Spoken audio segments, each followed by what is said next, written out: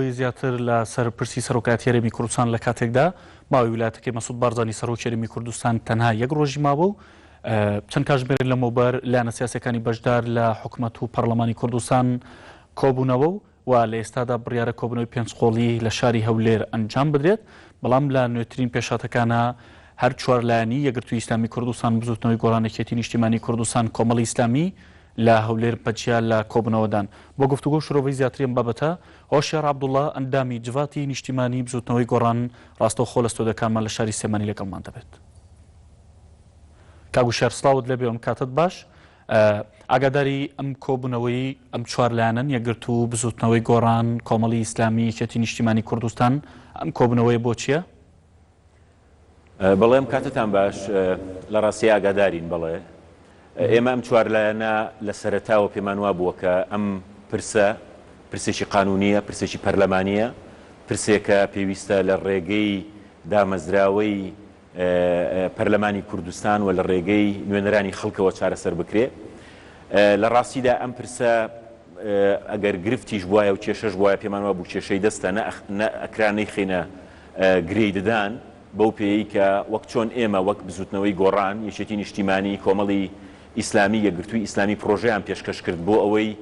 لە ڕێگەی تعدیل یاخود هەمواری یاسای سەرۆکایەتی هەرێمەوە ئەو پرسە چارەسەر بکرێ.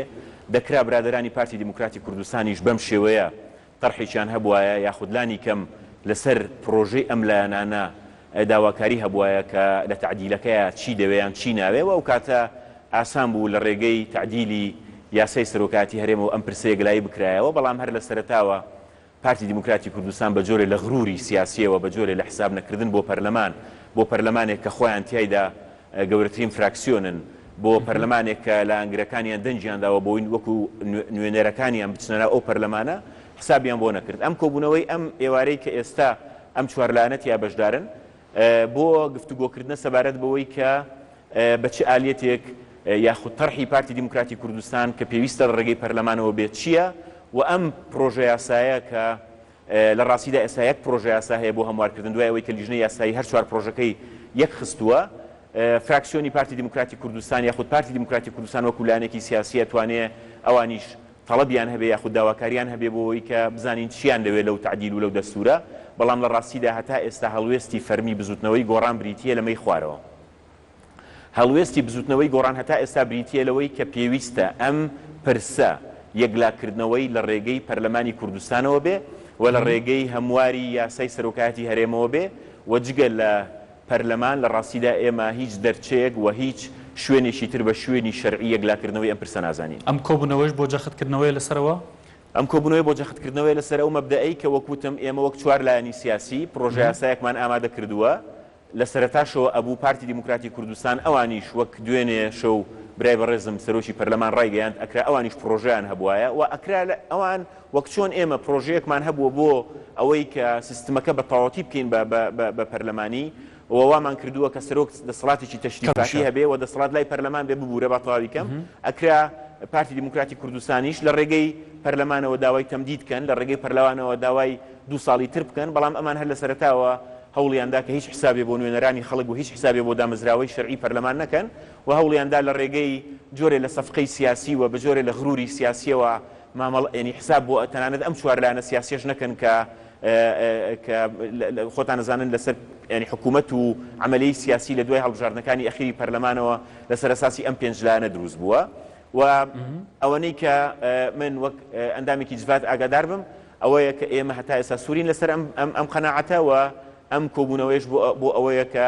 جۆرێ لە قەناعەتی هاوبەش دروست بکرێ بە شێوازێک برادرانی پارتی دیموکراتی کوردستان لە چوارچێوەی ئەم پرۆژە یاسایەدا تەرحی خۆیان یاخود جیهانبینی خۆیان یان حەلی ئەوان بەڵام بە شەرتێ لە ڕێگەی پەرلەمانەوە بێت چییە؟ پارتی دیموکراتی کوردستان بەمە ڕازی دەبێت؟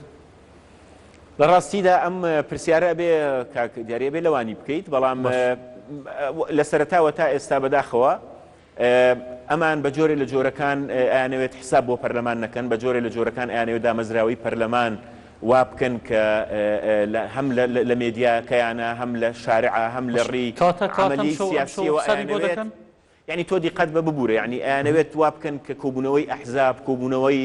لایەنە سیاسیەکان تەفزیلکەن بەسەر دامەزراوەی پەرلەمانەوە. ئێمە هەر لە سەرەتاوە پێمان وا بووە کە پەرلەمان شوێنی سەرەکی و شوێنی ڕاستەقینەوەی یەکلاکردنەوەی ئەم پرسەیە. چی ئەم دوو بۆ چوونە کات بە یەک؟ ئێوە دەڵێن دەبێت لە نێو پەرلەمانەوە بێت، ئەوانیش دەڵێن دەبێت سازانی لەسەر بکرێت. ئەنی ئەزانێ ئەوەی کە ئێمە وەکو بزوتنەوەی گۆڕان یەکێک لە ئامانجە هەرە سەرچیەکانی دروستبوونی ئەم بزوتنەوە سیاسیە بریتیە لە گۆڕینی سیستمی سیاسی. گۆڕینی سیستمی سیاسی بریتیە لەوەی کە نظامێکی پەرلەمانی ئەو تۆ بێتە کایەوە کە ڕێگر بێ لە دروستکردنی هەموو جۆرە دەسەڵاتێکی شمولی، دەسەڵاتێکی دیکتاتۆری، دەسەڵاتێکی بنەماڵەیی. لە ڕاستیدا خۆتان نەزانن ئێوە لە NRT و خۆتان وەکو ڕۆژنامەنووس و خەڵکی کوردستانی شەزانێ زۆر جار بەراورد دەکرێت بە چوزانم بە فەڕەنسا و بە ئەمریکا و بە ئەڵمانیا و ئەوانە. ئێمە بە کوردی و بە کورتی پێمان وایە مۆدیێلی سیستمی ڕێئاسی دەسەڵاتێک سەرۆکێک بەم هەموو دەسەڵاتانەوە جگە لە ئەزمموی میسر، جگە لە ئەزمموی لیبیا، جگە لە ئەزمموی سووریا، جگە لە ئەزمموی عراقی سەدام حوسێن، هیچ جگە لە مۆدیلانە مۆدیلی تر بەرهەم ناهێنێت چونکە ئێرە شەرقە ئێرە ڕۆژهەڵاتە. بۆیە ئێمە پێمان وایە ئەبێ لە ڕێگەی ئاڵوگۆڕی دەسەڵاتی 4 ساڵ جارێک لە ڕێی سیستمی پەرلەمانیەوە ئەم سیستمە بە تەواوی پەرلەمان بێ، سەرۆکێکمان هەبێ کە هەموو دەسەڵاتەکانی لەلانە بێ. جیالەوە کە ئەمە بەڕوونی بڵێم پارتی دیموکراتی کوردستان 36 کورسی هەیە و خۆشمانەزانین جوگرافیای دابەشبوونی کورسیەکان چۆنە. سەرۆکایەتی هەرێم و ملحقاتی سەرۆکایەتی هەرێم کە ئەنجومەنی ئاسایشە، کە مەلەفی خارجیە، کە دامەزراوەی سەرۆکایەتی هەرێمە، هەمووی ئەبا لە ڕێگەی تەمدیدکردنی 2 ساڵی بۆ نمونە ئەوەی کە لە 2013 بۆی کراوە. ئێستاش داوای ئەوە کە هەموو ئەو مەلەفانە جارێکتر بباتەوە لە ڕێگەی تەمدیدکردنی 2 ساڵی ترەوە کە لە ڕێگەی پەرلەمانی شەوە نەبێت. لە ڕاستیدا ئەمە جۆرێ لە باڵانسی هێز لە نێوان لایەنە سیاسیەکانە لاواز دەکات. جەنابتان ئەزانن دابەشبوونی ئێستای ینی پەرلەمانی کوردستان بە شێوازێکە کە بزوتنەوەی گۆڕان 24 هەیە، یەکێتی نیشتیمانی کوردستان هەژدە هەیە و لایەنەکانی تریش ڕوونە. پارتی دیموکراتی کوردستان سەرۆکایەتی حکوومەتی لایە و ئەگەر بیەوێ دامەزرا ینی سەرۆکایەتی هەرێم ببە ئەبێ بزانین تەڕحی ئەو چییە بۆ یەکێک ئەوەی کە ئەم مؤسسەی بێ مؤسسەیەکی شەریک مشترک لە بینی دامەزراوەکانە. جیالەوە ئەبێ لە چوارچێوەی ئەم دابەشبوونە جوگرافی ئەم دابەشبوونە پەرلەمانیە بێ کە هەیە، نەک ئەوەی ئەو بڵێ من کورسی یەکەمم هەیە، کوتلەی یەکەمم هەیە، حکوومەت ئەبێ من دروستی بکەم، سەرۆکایەتی هەرێمیش ئەبەم بۆ خۆم. ئەمە لە ڕاستیدا جۆرە لە هاوسەنجی دروستەکە و بزات ئێمەمانەوێ ئەم هاوسەنجیە لە دەسەڵاتە لە هەرێمی کوردستان ڕاستکەینەوە. کەواتە کۆبنەوەی پێنج خۆڵی بەچی دەگا بەکوێ؟ ئەزانی من کاک دیاری یەک شتێ ئەمێ بەڕوونی بە جەنابتی بڵم و بە خەڵکی کوردستانیش لە ڕێگەی کەناڵەکەی ئێوەوە. ئەمەی کە ئێستا ڕوو ئەدا لە ڕاستیدا حاڵەتێکی تەندروستە، حاڵەتێک کە کەمەوەکو بزوتنەوەی گۆڕان شانازی پێوەکەین. پێمان وایە لە ماوەی ڕابردوودا ئەگەر لایەنە سیاسیەکان لە کوردستانی عێراق چ لە سەردەمی شاخ و چ لە سەردەمی شار ململانەکانیان ململانەی چەکدار بوو بێ، ململانەکانیان ململانەی ناشەرعی و خوێناوی بوو بێ، ململانەکانیان ململانەی تونوتیش بوو بێ، ئەم ململانەی ئێستا هەیە ململانەیەکی سیاسیە، ململانەیەکی پەرلەمانیە. جەنابتان ئەزانن ڕقەمی یاخود ژمارەی کورسی پەرلەمان ڕۆڵە بینێ، باس لەوە دەکرێت کە ئایا نیساب تەواو ئەبێت تەواو نابێ، زۆری نەوکەمینە هاتۆتە پێشەوە. ئێمە پێمان وایە ئەم مۆدێلە مۆدێلێکی تەواو دیموکراسیە. جا برادرانی پارتی دیموکراتی کوردستان لی تێگەنیان لی تێناگەنەوە کێشەی خۆیانە، بەڵام لە ڕاستیدا پێمان وایە بەڵێ ئەوان ئاماژیان بۆ کردبوو کەوەی لە پەرلەمانی کوردستان ئەکرێت بە جۆرە لە جۆرەکان پێشێلکردنی یاسا و ئیتیفاقی سازان و دوایەوە ئەمە کودەتایە. جاگەروا بێ بەم پێ بێ 2 ساڵە بە ناشەرعی بە تەواوی بە ناشەرعی بەڕێز سەرۆکی هەرێمە چونکە ئەوەی سی حوزەیران ئەندامانی سەرکردایەتی لایەنەکان تەنانەت لایەنێکی وەکو یەکێتی نیشتیمانی کوردستان خۆیان و ئەم جارەش ئەترافیان کرد کە ئەو کاتە کودەتا بووە و شەیەکی ناشەرعی بووە. لە ڕاستیدا ئەوەی کە ئێستا ڕوئەدا حاڵەتی ێجگار تەبیعیە. من باسم لەوە کرد ئێستا سیستمێکی ینی پەرلەمانێک هەیە کە باس لە تەواوبوونی نیساب و تەواو نەکردنی نیسابەکە. پارتی دیموکراتی کوردستان و سەرۆکایەتی پەرلەمان هەموو ڕێوشۆنە یاساکانیان گرتووەتە بەر بۆ ئەوەی کە پارتی بێتە پێشەوە بۆ ڕێزگرتن لە دامەزراوەی پەرلەمان. ئێمە کاتێک باسی دامەزراوەی پەرلەمانەکەین پارتی دیموکراتی کوردستان گەورەترین فراکسیۆنی هەیە. ئەبوو پارتی بۆ ڕێزگرتن لە دەنگدەرەکانیش و لە نوێنەرەکانیشی ڕێز لە پەرلەمان بگرێ. ئەگەر حسابی بۆ نوێنەری لایەنەکانی تریش نەکردو ئەبوو حساب بۆ نوێنەرەکانی خۆی بکە، ئەبوو حساب بۆ کاک جەعفەری ئیمنچی بکە کە جێگیری سەرۆکی پەرلەمانە و بەلایەوە ئاسایی بێ. لە ڕاستیدا کاک دیاری ئەم کێشەیە بە ئاسانی چارەسەرە کرا ئەگەر بەهاتایە و پارتی دیموکراتی کوردستان هەر لە سەرەتاوە پێی وا بووە یان قەنەعەتی بۆ بکردایە ئەکرێت لە ڕێی پەرلەمانەوە ئەم پرسە چارەسەر بکرێت. ئەزانی چۆنە کێشەکە ئەوەی پارتی دیموکراتی کوردستان بە سیاسەتی الكيلو بالمكيالين ياخذ سياستي دو بيواني يعني اوي كلا كردواريا بيوتري سياستي بانيك ودو هوا ما ملاكا يعني لسردمي اوي دو ساڵ لەمەوبەر لەبەرەوەی ئەیزانی کەمینێ يعني زۆرینەیەکی هەیە بە شێوازێکی ئێجگار ناقانونی خۆ دەزانی لە ڕۆژێکا یاسایەکیان هێنا خوێنەوەی یەکەم و دووەم و دەنگدان و هەمووشیان بەسەرێکەوە بۆ کرد لەبەرەوەی ئەو کاتە زۆرینیان هەبوو پەرلەمان دامەزراوەی شەرعی بوو و قبوڵیان کرد و کاک مەسعودیش لەسەرەوە ساسە لەسەر کورسەکەی خۆی تا 2 ساڵی تر دانیشت ئێستا کەزانن زۆرینەیان نییە ئەڵێ نەخێر نابێت لەلایەن پەرلەمانەوە بێ لە ڕێگەی کۆمەڵە مۆزەفەوە بێ لە ئەنجومەنی شورا کە بەشێکە لە دەسەڵاتی جێبەجێکردن کە بەشێکە لە وەزارەتی دات ئەمە ناکرێ هەر کاتێ پارتی دیموکراتی کوردستان هەستی کرد لە پەرلەمانە بۆیە چێتە سەر بڵێ ئۆکەیەوە پەرلەمان زۆر باش هەستی کرد لە پەرلەمانە بۆی ناچێتە سەر پەنا ببا بۆ ئەنجومەنی شورا لە ڕاستیە ئەمە چارەسەر نییە چارەسەر بریتیە لەوەی کە من تەمەناکەم ئەم کۆبوونەوەی کە ئێستا بڕێوە چێم چوار قۆڵیە جەخت بکاتەوە لەسەر قەناعەتێک کە ئێمە وەکو بزوتنەوەی بۆ ڕان هەمانە بریتیە لەوەی کە پارتی دیموکراتی کوردستانیش قەناعەت بۆ بکات کە ئەم کێشەیە ئەبێ لە ڕێی پەرلەمانەوە چارەسەر بکرێ و تەرحی خۆیان بێنن بۆی بزانین بە چ شێوازێک داواکاری ئەوان چییە کاتێک ئەڵێن با کاک مەسعود 2 ساڵی تر بمێنێتەوە لە بەرامبەرە چی لە دەسەڵاتەکانی بکرێ و لە بەرامبەرە چی لە سیستمی سیاسی بکرێ بەڵام ئەم قەناعەتە لای پارتی دروست نەبێ و تا پارتی لەم غرورە سیاسی نێتە خوارەوە و قەناعەت بەوە نەکا کە پەرلەمان دامەزراوەیەکی شەرعی ڕاستەقینەی دەنجی خەڵکە و 38 پەرلەمانتاری خۆی تایە و دەنگدەرێکی زۆر نوێنەرەکانی خۆی یعنی نوێنەری پارتی ناردۆتە ناو ئەم دامەزراوەیەوە هەتا نەگەیاتە ئەو قەناعەتەی کە ڕێز و شکۆ بۆ ئەم پەرلەمانە بگەڕێنێتەوە لە ڕاستیە من بۆ خۆم پێم وایە چارەسەرێکی یعنی با بڵین ئاسۆ ڕوون نییە بەڵام هەر کاتێ پارتی دیموکراتی تا ئێستا قەناعەت لای پارتی دیموکراتی کوردستان دروست نەبێەوەی کە تۆ باسیەکەی بەم شەو بەم چەند کاتژمێرە پارتی دیموکراتی کوردستان ئەم قەناعەتی لا دروستە بێت بەر لە تۆ کاکە مینەجار ڕەنداوی مەکتەبی سیاسی پارتی دیموکراتی کوردستان ئاماژەی بۆ کرد دەڵێ ئەوە نەگۆڕە ئێمە سوورین لەسەرەوەی کە بابەتی هەڵبژاردننی سەر و کێرەمی کوردستان لا دەبێت هاوڵاتیان ئێمەرێمە دەنگی لەسەر بدەن کە ئایا لە پەرلەمانەوە دەبێت یا ڕاستەخۆ هاوڵاتیاڵی دەبژێرێت پەرلەمانی کوردستان تا 4 ساڵی تر خەڵک کردوێتی بە نوێنەری خۆی ئەمە ناکرێت ئێستا شوێن یەکلاکردنەوەی ئەم پرسانە و نوێنەری هەموو خەڵکی کوردستان لەناو پەرلەمانەیە ئەمە پێویست بۆ ناکات جاریشتر بیخەیتەوە بەردەمی چونکە سیستەمی دیموکراتی وایە تۆ تا 4 ساڵ دەنجی خۆتە دەی بە نوێنەرەکانی خۆت ئەمە ئەلفوبەی دیموکراسیەت و سیستمی ینی با بڵێن دیموکراسیەتە ئەمە لەلایەکی ترەوە جنابتان نەزانن لە سەرەتاوە پارتی دیموکراتی کوردستان باسییان لەوە کە هەر مەشروعیان هەر نییە لە دوای ئەم نازانم لە ڕاستیە ناوی لێ بنێم پرۆژیان نا ئەوەی بەڕێز بەرهەم ساڵح ئەوانیش ئێستا شتێکی نزیک لەوە چی نازانی نایبنی پرۆژیان نا مەبەستە چی بوو لەبەرەوەی زۆر بە کورتی لە لای من پرۆژە نییە ئەمە دەکرێت ناوی شتی تری لێبنی بەڵام پرۆژە نییە پرۆژە شتی ترە ئەمە پرۆژە نییە بۆ لەبەرەوەی ئەمە پرۆژە پێویستە جیهانبینیشی تەواوی بۆ سیستمێکی سیاسی ڕوونتیا بێ ئەمە بەجۆرە لە جۆرەکان دیوەخانێکی سیاسی دروستەکە کە تیایدا کۆمەڵێک یعنی پەرلەمانەکەوێتە ژێر پرسیارەوە حکوومەتەکەوێتە ژێر پرسیارەوە سەرۆکاتی ئەبێن سەرێ هەرێم ئەبێ بە دیوەخان و من بۆ خۆم پێم وایە لە باشترین حاڵەتە ئەمە وتارە پرۆژە نییە بەرحاڵ من نامەوێت لە ڕاستیە لەسەر ئەمە قسە بکەم بەقەدرەوەی ئەمەوێ ئەوە بڵێم کە ئێستا پرۆژەیەکیان هێناوە و من تەمەناکەم کە ئەوان ئەمڕۆ لەم چەند لەحزەی ئەخیر بگەنە ئەو قەناعەتەی بێنە سەر ئەم قەناعەتە دامەزراوەی ئەم چوار لایەنە سیاسیە کە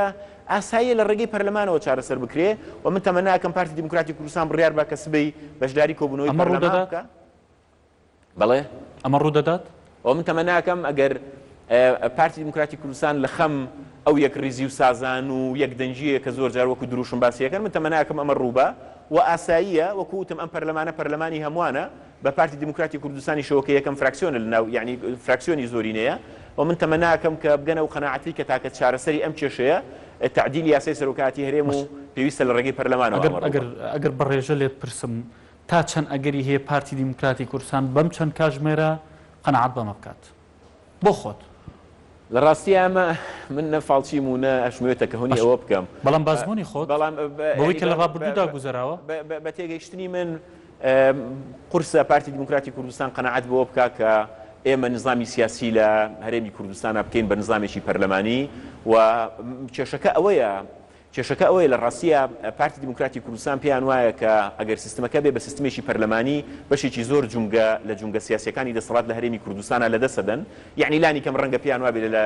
لە چەند ساڵی داهاتووە کە هەڵبژاردن نەکرێ ناتوانن سەرۆکی هەرێمیش بن و سەرۆکی حکوومەتیش ببن، ڕەنگە بتوانن هەریەکێکیان ببن بۆ نمونە هەتا ئەگەر بۆ نمونە لە هەڵبژاردنە یەکەمیش بەدەست بێنن. دوایەوە بیریشن نەچێت لە ئێستادا یعنی بە جۆرە لە جۆرەکان ڕیزبەندی سیاسی لە نێوان لایەنە سیاسیەکانە گۆڕاوە. ئەم تێگەیشتنەی کە ئێستا لە نێوان یەکێتی نیشتیمانی کوردستان و بزوتنەوەی گۆڕانە دروست بووە و ئەم لە دو هەڵبژاردنیشە ئەو کەمینەبوونەی کە پارتی تێگەیشت کە لە ڕاستیدا لە هەرێمی کوردستانە کەمینەیە، ئەنی گەر جوگرافی هەرسێ پارێزگاکەش لە بەرچاو بگرین بەدەر لە کەرکووک کە خۆمان نزانین، یعنی سنجی پارتی دیموکراتی کوردستان لە کەرکووک یەکجار کەم و لە بەرامبەر یەکێتی نیشتیمانی کوردستان زۆر بەهێزە، یعنی ڕەنگە قەناعەتیان وا هەبێت کە گۆڕینی ئەم سیستمە لە مستەقبەلە زەربە لە پێگەی سیاسی ئەوانەدا، بەڵام ئەمە یعنی بەدەست خەڵکی کوردستانیە. پارتی دیموکراتی کوردستان لە ماوەی چەند ساڵی ڕابردوودا ئەدای وای لێ کردووە کە ڕۆژ بە ڕۆژ بەرەو دووەوە بڕوە لە 92 لە هەڵبژاردنەوە گەر سەیری قورسایی پارتی بکەی بۆ ئێستا ئەزانن چەند لە کەمیدا و لە کورتی داوە. ئەمە بەڵام ئەمە مانای ئەوە نییە کە هێزێکی سیاسی بەهێزە نەتوانێت لاواز ینی لاواز نەبێ یاخود لاواز نەتوانێت بەهێز بێ، بەڵام من بۆ خۆم پێم وایە ئەم غرورە سیاسی کە پارتی تایە و ئەم ئەدائی چ لە ئەم فراکسیۆنەکەیان و ئەم ئوسلوبی کە ئەمڕۆ من لە NRT بەشێک لە بینەری بەشێک لە دیدارەکەی ئێوە بووم لەگەڵ بەڕێز ئیمنکیە، ئەم نەفەسە لە قسەکردن و ئەم نەفەسە لە قسەکردنی بەشێک لە مەکتەبی سیاسیان من بۆ خۆم پێم وایە ڕۆژ بە ڕۆژ پارتی دیموکراتی کوردستان لە ناو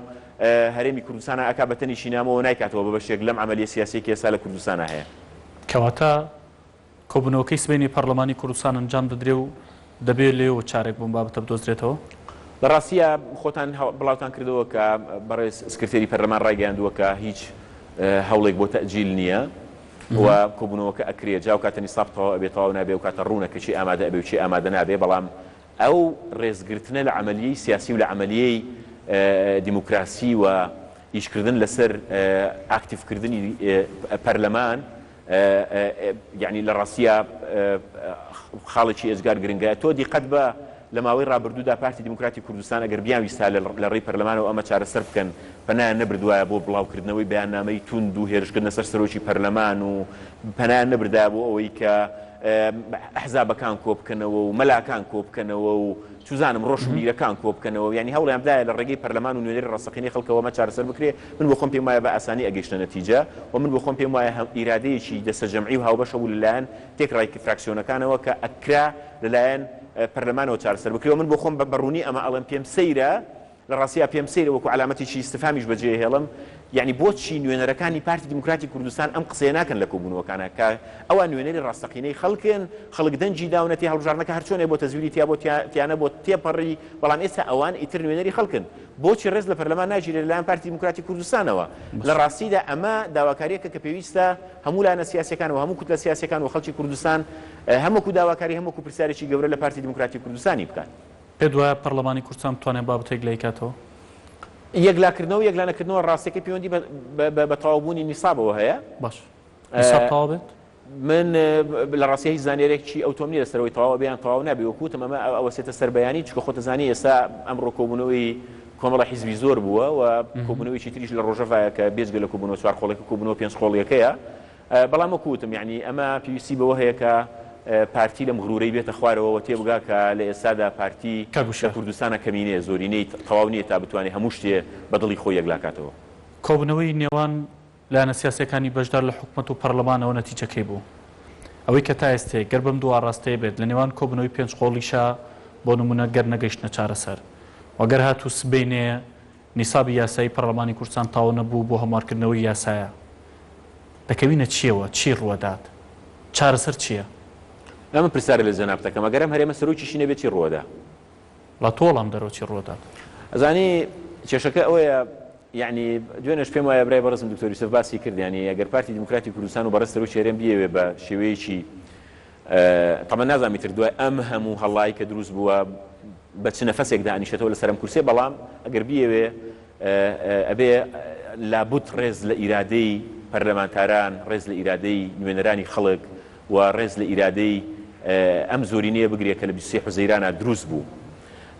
بەبێ ئەوە لە ڕاستیدا ئێمە لە بەردەم دۆخێکی سیاسی توزانم یعنی ئەتوان بڵێم ناتەبیعیدا ئەبین و تێپەڕبوونی ئەم ماوەیە دوای ئەوە پێویستی بۆ ئەبێ پەرلەمانی کوردستان و دەسەڵاتی تەشریعی پەرلەمانیان پەرلەمانی کوردستان بڕێر لەوە بە ئێمە کەوتونێتە بەردەم چ دۆخێک ئایا ئێمە لە بەردەم خلوین یاخود خلوانین ئەم حاڵەتە شوێنی سەرروکی هەرێم بە چۆڵی ناو ئەبرێ یاخود بە چۆڵی ناو نابرێ من بۆ خۆم پێم وایە هەتا ئێستا یعنی لایەنە ینی با بڵین شارزایانی بواری یاسای دەستوری و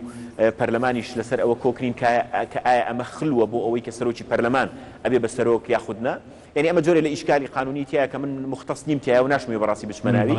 بەڵام هەموو تەمەنام ئەوەیە کە ئەم پرۆسەیە لە ڕێگەی پەرلەمانی کوردستان و لە ڕێگەی نوێنەرانی ڕاستەقینەی خەڵکی کوردستانەوە چارەسەر بکرێت. بەڵێ وشار عەبدوڵڵا